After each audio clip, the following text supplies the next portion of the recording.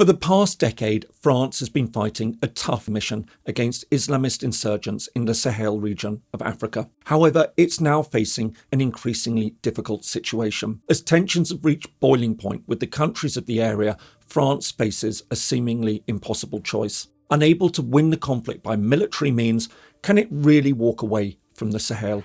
Hello and welcome. If you're new to the channel, my name is James Ker-Lindsay, and here I take an informed look at international relations, conflicts, and the origins of countries. For over 2 decades, the campaign against Islamist extremism has been one of the most significant security issues in international relations. However, while we've tended to focus on US-led efforts to eradicate Al-Qaeda and Islamic State in the Middle East and Afghanistan, less attention has tended to be given to another important actor operating elsewhere: France's efforts to handle growing radicalism in Africa. At the heart of this has been the French operation in the Sahel. Over the best part of a decade, French forces have been working with the countries of the region and other international allies to fight a growing Islamist insurgency. However, as France tries to reduce its commitment, the mission is now running into ever greater difficulties. With many now asking whether the conflict in the Sahel is essentially lost, France seems unwilling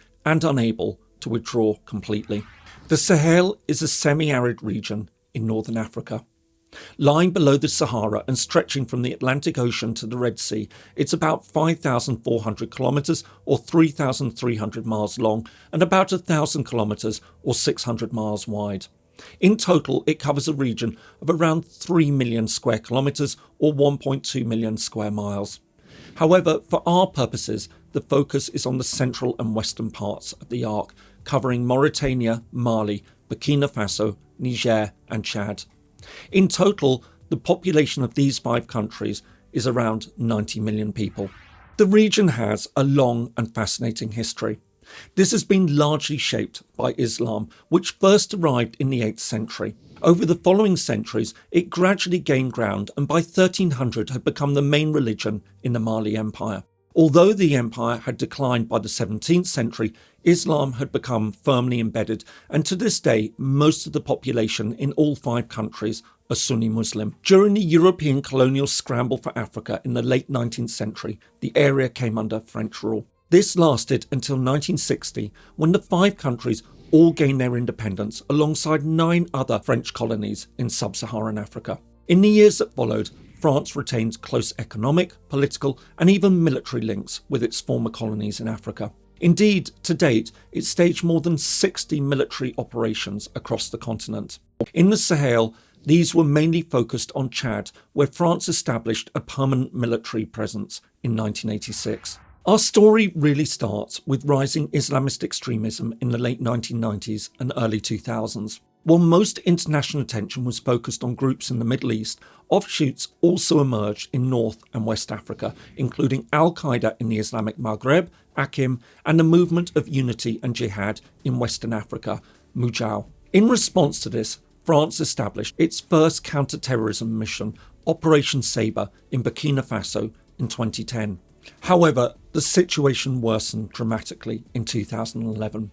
As Libya fell into civil war, arms flowed into northern Mali, where they strengthened insurgencies led by Tuareg separatists and Islamist groups. Having lost confidence in the government's ability to handle the situation, Mali's military staged a coup in March 2012. However, it did little to stem the tide of violence. Just months later, Islamist forces, having defeated the Tuaregs, pushed down towards the capital, Bamako. On the 20th of December 2012, the UN Security Council passed Resolution 2085. Condemning the overthrow of the government, it nevertheless called on member states, regional and international organisations to assist Mali's security forces and authorised the creation of an African-led international support mission, AFISMA, under the authority of the 15-member Economic Community of West African States, ECOWAS. However, in the days that followed, the situation deteriorated rapidly. On the 11th of January 2013, following a request from Mali, France launched Operation Serval. Cooperating with AFISMA and an EU training mission, this held the ground until a 13,000-strong UN peacekeeping mission, MINUSMA, was put in place in July that year. In the period that followed, things appeared to be improving. French forces working with the UN pushed back the Islamist groups, and elections were held in Mali. As a result, on the 31st of July 2014, Operation Serval came to an end. But the Islamist threat was far from over. To this end, the very next day, a new French military mission began, Operation Barkhane, consisting of 3,000 French troops and integrating the French missions in Chad and Burkina Faso. It would work with the security forces of the 5 Sahel states, known now as the G5, to counter the Islamist insurgencies in the region. Despite hopes that the insurgency could be reined in, a prospect encouraged by a 2015 peace agreement with several groups in Mali, over the course of 2016 and 2017, activity intensified again. Driven by the emergence of a dangerous new group, the Islamic State in the Greater Sahara, this also extended to Niger and Burkina Faso. By 2020, the situation was looking increasingly bleak. Although France had sent in another 600 troops to join the 4,500 now on the ground, the conflict in the Sahel had led to over 10,000 deaths, including over 50 French soldiers and hundreds of troops from the G5. Additionally, an estimated 2 million people had been displaced and 4 million needed humanitarian assistance. On top of all this, the effort was becoming increasingly expensive, costing France around €1 billion a year, roughly 3/4 of its overseas military spending. It was against this backdrop that France sought to expand its counter-insurgency mission by drawing in other European partners. A new Special Forces counter-terrorism initiative was now created under the umbrella of Operation Barkhane, Task Force Takuba. Serving alongside the Malian and other G5 forces, it would also include contributions from Estonia, Sweden, Romania, Italy, Hungary and the Czech Republic, amongst others. However, things continued to deteriorate. As well as the increasingly difficult military situation, the French presence in the Sahel was now coming under increasing political strain. In August 2020, a military coup overthrew the government in Mali. This was followed 9 months later in May 2021 by a second coup within a coup. Strongly condemned by France and ECOWAS, the takeover severely strained relations between Paris and Bamako. Meanwhile, at a popular level, the mission was also facing growing opposition, as many ordinary Malians accused France of failing to secure the situation. On top of this, differences emerged over strategy. While there were increasing calls for dialogue with the insurgents from within the region, France steadfastly insisted that it wouldn't talk to terrorists. It was against this backdrop, as well as increasing domestic French opposition to an ever more expensive mission, that the French President Emmanuel Macron announced on the 10th of June 2021 that Operation Barkhane would come to an end in early 2022. While remaining committed to the counter-terrorism efforts, including Takuba, weeks later France announced that it planned to reduce its presence to around 2,500 to 3,000 troops. All this led to an angry response from the military regime in Mali, which accused France of abandoning the country.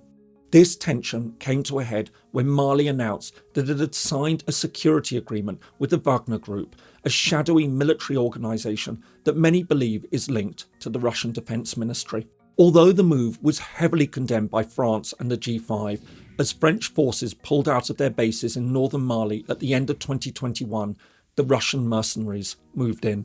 As 2022 began, the situation deteriorated even further. With the military regime in Mali still defying calls for elections, a military coup overthrew the government in Burkina Faso. Meanwhile, the future of international counter-insurgency efforts was cast into doubt after Mali ordered over 100 Danish troops that had recently arrived to leave, arguing that they'd been there without permission. With the participation of other countries now thrown into doubt, the French Foreign Minister accused Mali's military rulers of being illegitimate and out of control. In retaliation, they expelled the French ambassador. As things stand, France's counter-insurgency efforts in the Sahel look precarious. With a catastrophic breakdown in relations between Paris and local leaders, there are naturally questions about whether the mission remains viable. As the French Defence Minister Florence Parly stated, "We do the work we do at the demand of a sovereign state to combat terrorism that victimises Mali's population.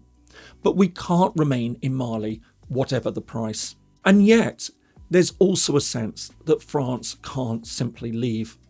For a start, this could undermine the ongoing UN peacekeeping mission in the country, which is very limited in how it can use force. In essence, it's relied on the counter-insurgency to create the conditions to do its work of protecting civilians and extending government control. Then there are the wider effects of allowing the insurgents to gain further ground. Quite apart from the effects that this would have on local populations forced to live under extremism, as Afghanistan showed in the late 1990s, these areas can become powerful training facilities for radicals who may eventually turn their sights on Europe. Moreover, a strengthened foothold may then see them expand further in the region. At present, the challenge is centred on Mali, Niger, Burkina Faso and Chad. However, there are fears that it may destabilise other countries such as Togo, Senegal and the Ivory Coast. Taken with ongoing activity in northern Nigeria, much of West Africa could become highly unstable. But there are also other factors. This touches on wider French influence in West Africa. Paris clearly feels that it's an international leader in the region. Vacating the area would be a huge blow to its prestige. The problem is that staying under current circumstances may also lead to further resentment and accusations of neo-colonialism. Then there's the wider geopolitical dimension. Moscow's growing influence in the region will also be seen as a source of concern for French policymakers, as well as Western governments more generally. Meanwhile, all this is taking place against the backdrop of a French presidential election in April 2022, which is almost certain to make the issue even more fraught.